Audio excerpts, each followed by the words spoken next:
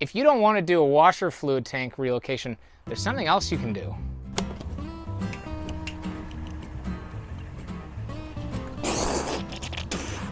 There we go.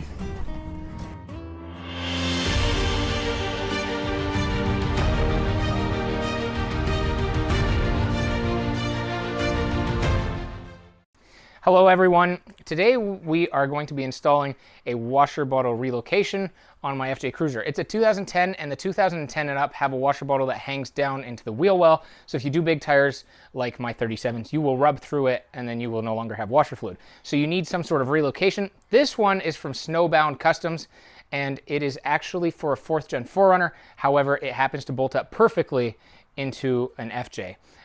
It's aluminum, and normally when you get it, it will be perfectly polished, but I've actually had this in my FJ for a little bit. I just need to modify a couple of things today, but that's why it's not shining perfectly. But as you can see, the welds on it are absolutely beautiful. So what we're going to do today is drill a hole right here. It comes with front and rear pump holes, but we need one here for the sensor that Canadian vehicles get. So if you have a 4Runner, an FJ, any of those, it will have a sensor that when your washer fluid gets to some certain point, the float will flip and it will tell you that you have low washer fluid. The American vehicles don't have that. So if you have an American FJ, you should be able to get away without doing any of the modifications I am today. You'll just have to move a bit of your factory wiring around, but you should be able to just plug it in and run it. However, if you have a Canadian FJ, right where this spot is marked is roughly where you're going to have to drill another hole that looks similar to these.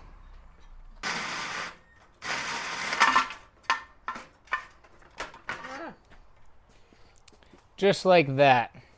I let Jared cut my stuff because he likes cutting metal. So the best way to learn is experience. And we found out on 4th gen 4Runners, the sensor is the exact same size as the front and rear pumps. On FJs, it's smaller. So we drilled the hole and it's a little too big. However, it's flush enough that we're just gonna put a bead of silicone around it and it should work perfectly fine. There's not a lot of pressure in here at all, so nothing to like wreck the silicone. So just be warned, maybe figure out what size the sensor is if you're gonna cut a hole. So just to explain what we're doing right now, JT just put a riv nut into my fender. The washer tank is made so it has an upper and lower mount, which the lower mount goes under your power steering pump. On my tank, we're just gonna mount it to the upper mount because I have this big AFE intake and it's bigger than the stock box, so I can't really access the lower mount perfectly, but if you had the stock one, you definitely could. So I'm just gonna mount it to the top. It's gonna be 100% secure that way. It was literally just being held in with a self-tapper up until now, and it held it fine, so I'm really not worried with this riv nut in there. You can see we are running out of daylight. However, the tank is almost done. What we needed to do is extend the wires for that sensor because where we have the hole drilled, there was just not enough length to the factory wiring to get it plugged in. Now, I'm not actually going to plug it in tonight because I want the silicone on the sensor to dry, because right now with it just being partially dry, if we push to clip it in, we might push that sensor right into the tank. So I'll do that tomorrow. You're not going to see that part on the video, but we will fit the tank down into its proper spot so you can see what it looks like, and we'll attach it with that riv nut. So you'll actually get to see the tank properly installed, just not that final plug plugged in.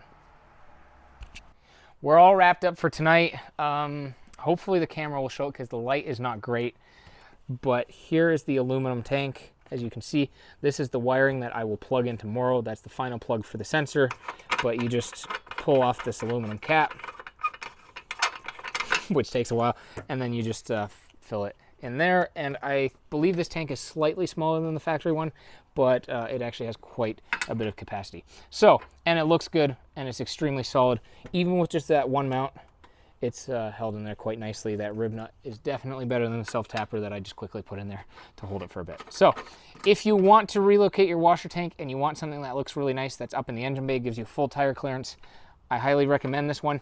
But if you are in Canada, do know it's going to definitely take a little bit more than your normal plug and play install.